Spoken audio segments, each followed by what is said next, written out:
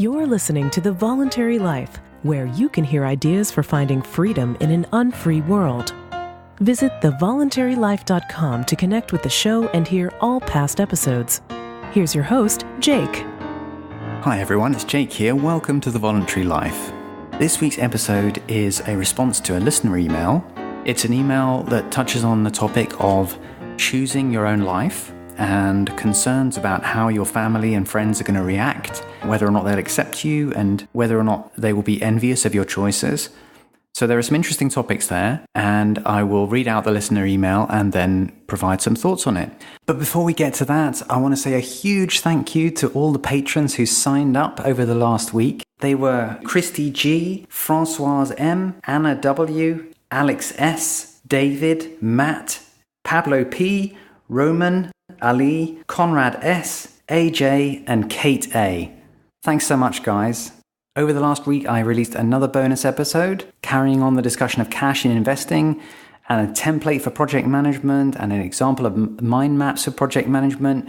And I'm getting people started on the new Discord server, which we're going to use for the monthly live streams that I'm going to be doing with patrons, and also as a chat system. So there's loads of bonuses to check out. Please support the show and become a patron. You can find more information about that on the Voluntary Life website and also at patreon.com/thevoluntarylife. So now I'll read out this listener email. This is from a woman. I will call her Francesca. That's not her real name. And she says the following: I am very close to financial independence. I have listened to some podcasts you have on the topic, but I still have some doubts. I know that my parents will not understand why I am not getting up every morning to go to the office. I know that my friends will ask about my next professional challenges and why I decided to quit. I cannot mention the financial independence because it will generate envy, and that is not a comfortable situation. Is lying the only solution, or breaking up with your parents, brothers, and friends? Thanks for your help. Okay, so there's a lot in this letter, but also not a lot of detail. So I'm having to kind of fill in the blanks in reading through this. But I do understand that Francesca is worried that her parents are not going to understand why she's not living the same kind of regular job lifestyle that she used to, and that her friends are going to be asking about what her next professional challenges are and why she quit. I presume that when she thinks of financial independence, she's talking about early retirement, and that's why she's saying that she's going to be quitting.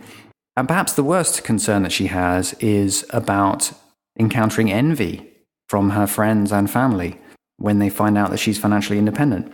I definitely get a sense of fear from this person.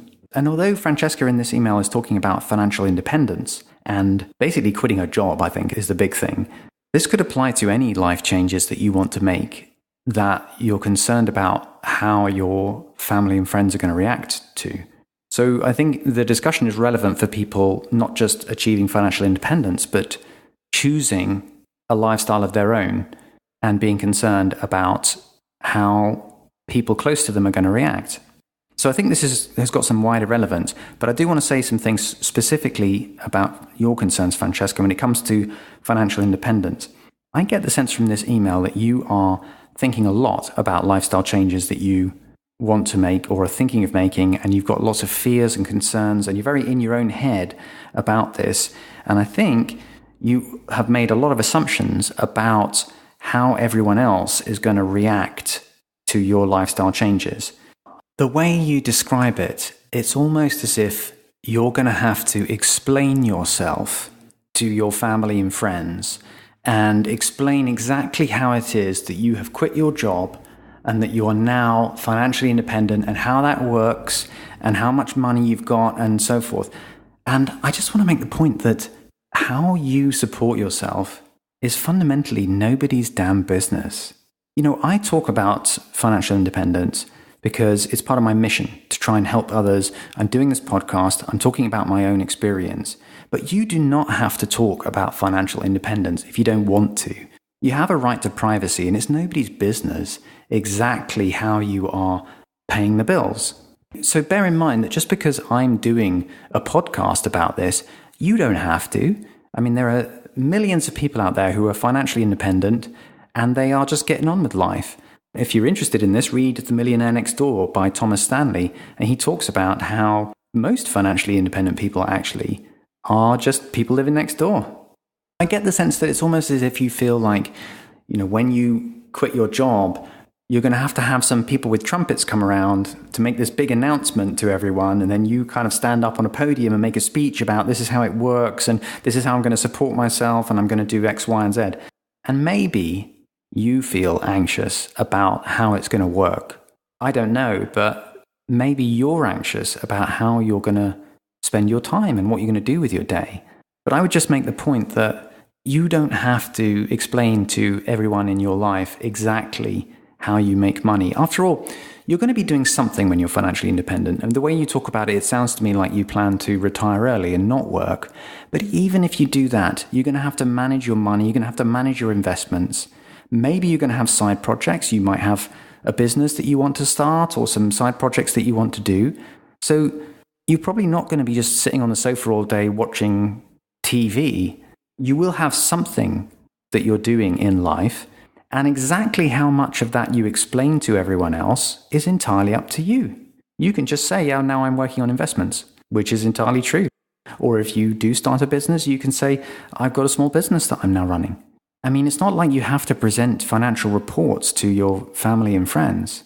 So in answer to your email, no, I don't think that you should lie to everyone. That is no fun as a life. If you start lying to everyone about what you're doing, then you have to start remembering what lies you've told and everything else. And that's super stressful and no way to live. But that doesn't mean that you have to announce everything to them and explain exactly how you make money to them. And you may find that people are a lot less curious about it than you expect. For me, before I started doing my podcast, there were lots of people who knew that I had sold a business, but didn't really put two and two together exactly what that meant.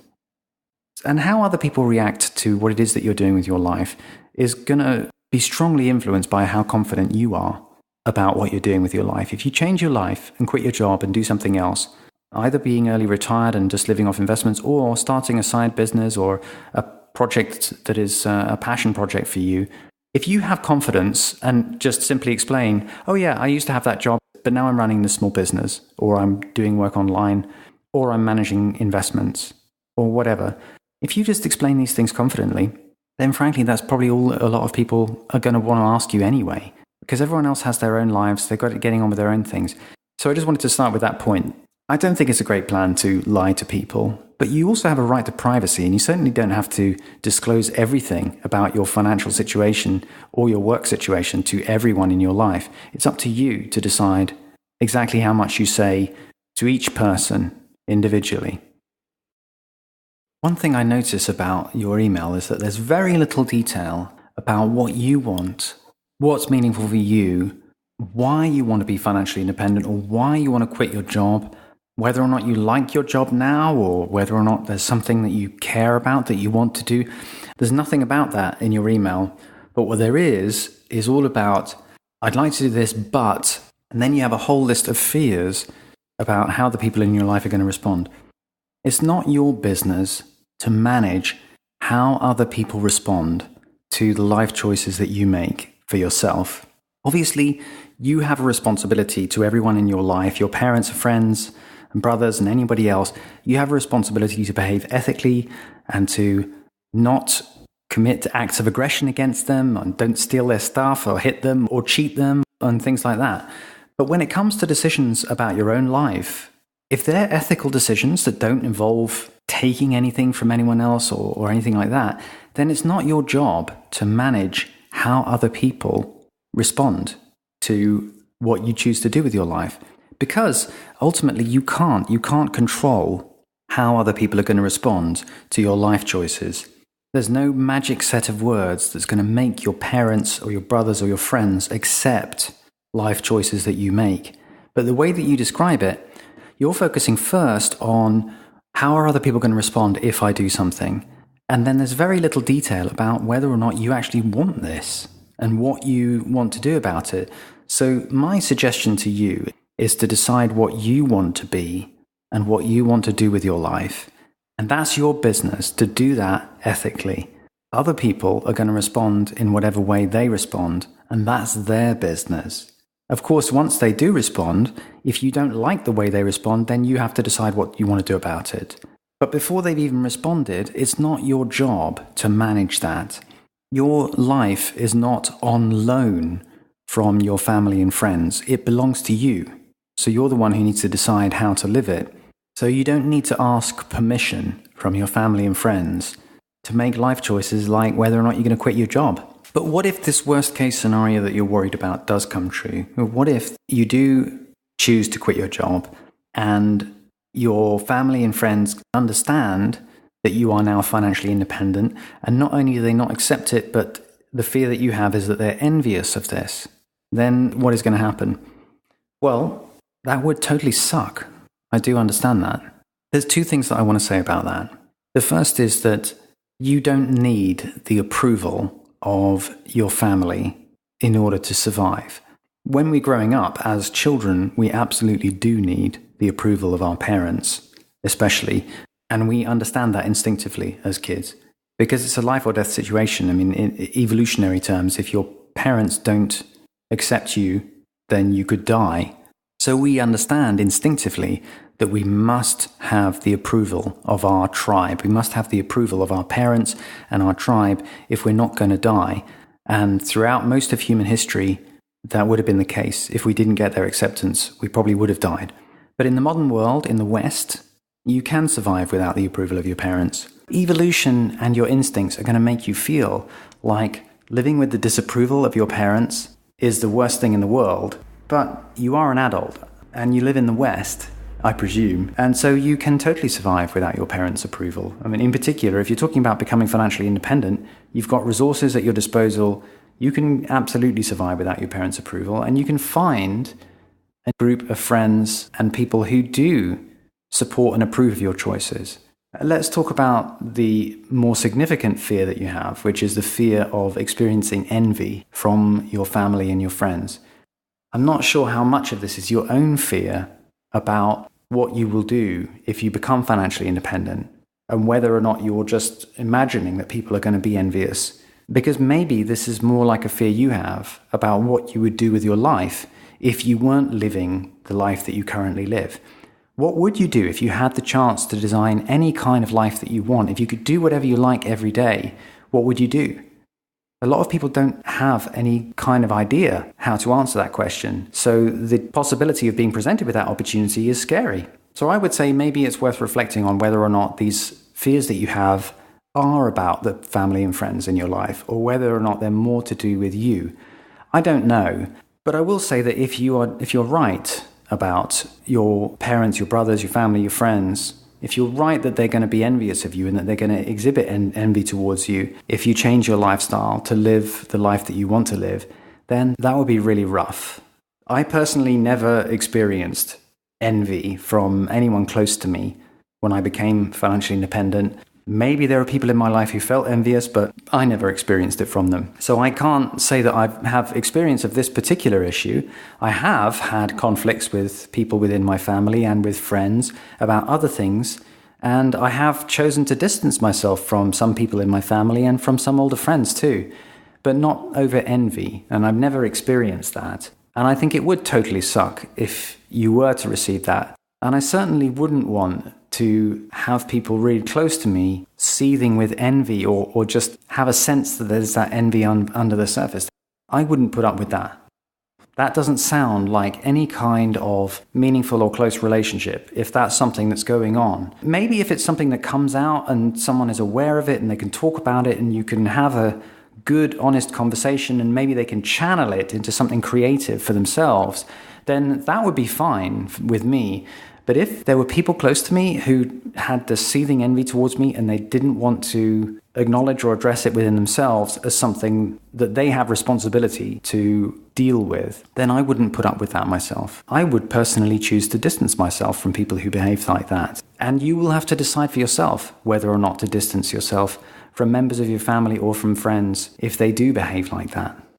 And even if that happens with some of your family and friends, you don't have to have a dramatic showdown with people who don't support you. This is something I remember really vividly reading this in a book about selling, of all things, years and years ago.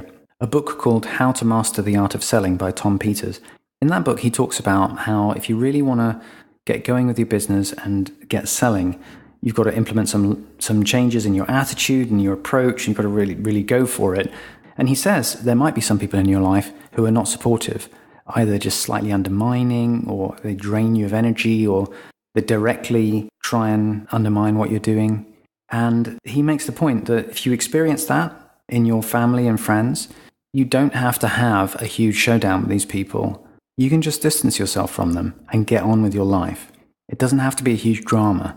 Because ultimately, you've got to make the decision in your own mind about whether somebody's willing and capable of understanding and accepting that your choices are yours to make and that they're valid for you to make.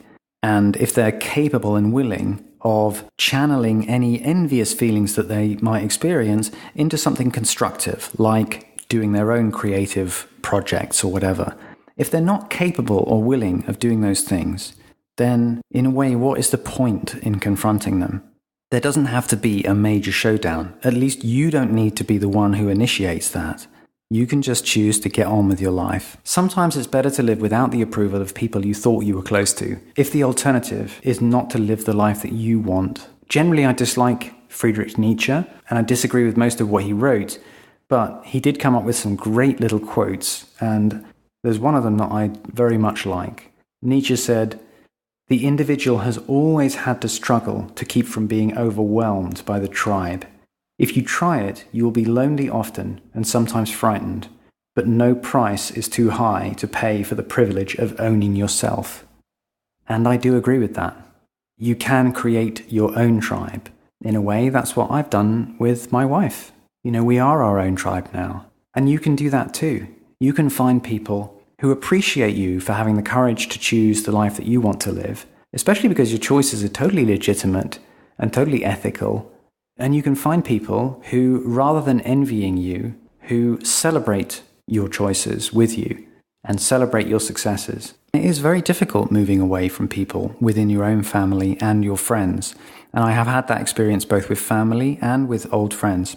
So it kind of sucks if you have to do that. But if you want to live the life of your own choosing, you might have to do that. The point I would make to you, though, is that it's not at all clear yet how people will respond, but you're very focused on their response and not on what you want from your own life. So that, I think, is what you need to focus on first. I hope you guys found that helpful. Please do become a patron of the show and get all the bonuses. That's all for this week. I'll be back next week with another episode. Thank you for listening to The Voluntary Life. If you have feedback about the show, please email jake@thevoluntarylife.com. If you enjoyed this program, please share the podcast with your friends or click the donate button on thevoluntarylife.com.